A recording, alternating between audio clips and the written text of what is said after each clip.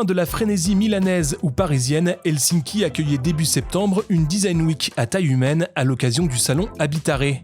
Un moyen de découvrir la capitale finlandaise où règne douceur de vivre et froid polaire déjà en cette fin d'été.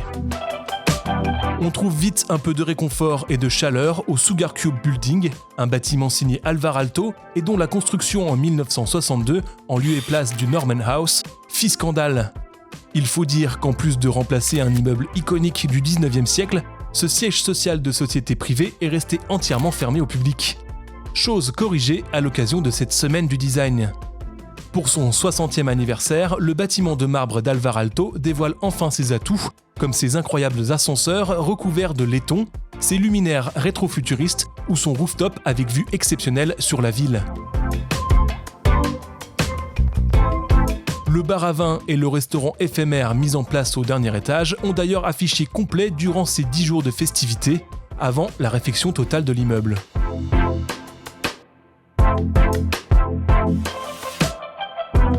Direction ensuite le parc des expositions pour découvrir le principal salon de mobilier de Finlande, thème de l'année réinventé. Et pour cela, l'organisation s'est tournée vers la jeunesse, notamment grâce à Joseph Grima, directeur artistique et enseignant de la très prestigieuse Design Academy of Eindhoven. Habitare lui a demandé d'animer une conférence sur le futur du design. I wanted to start by looking at the younger generations, what is coming out now. So I'm going to show some work from this year's graduates at Design Academy Eindhoven. I'm going to show some projects from Alcova 2022 and then use that as an opportunity a bit to reflect on what is coming next. Il a également mis en lumière Varni, un nouvel éditeur de mobilier qui tente de remettre le pain au goût du jour, avec le concours de grands designers comme Max Lamb, Frédéric Paulsen ou encore Philippe Malouin.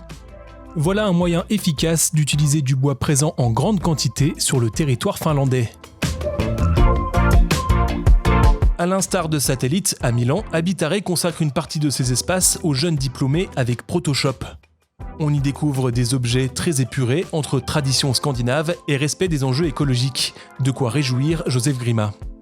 Yeah, I mean, I'm an optimist, so I'm always inspired. That's why I also really like working with the young people because I find the energy contagious and the vision and the idea that even when maybe it looks like there's no way out, there's always a way to transform that to turn it around into some new opportunity.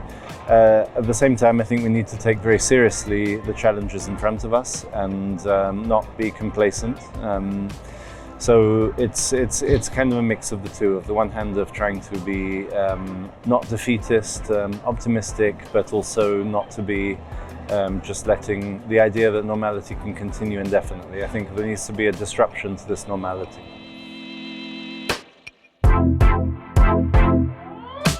Helsinki est une cité particulièrement connectée à la nature qui l'entoure. La mer d'un côté, les immenses forêts de pins de l'autre.